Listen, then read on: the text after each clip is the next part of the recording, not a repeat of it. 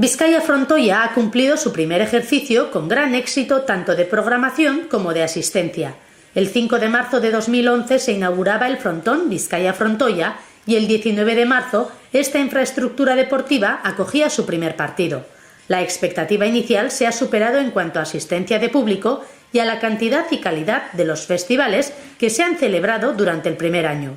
Vizcaya Frontoia ha contado con la asistencia de casi 43.000 espectadores y espectadoras a los partidos jugados a lo largo de este primer ejercicio.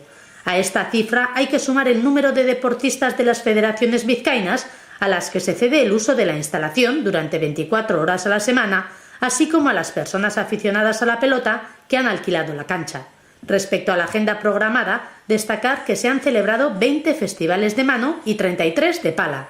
La gran calidad de los partidos ha situado al Vizcaya Frontoia como el frontón de referencia para pelotaris y personas aficionadas.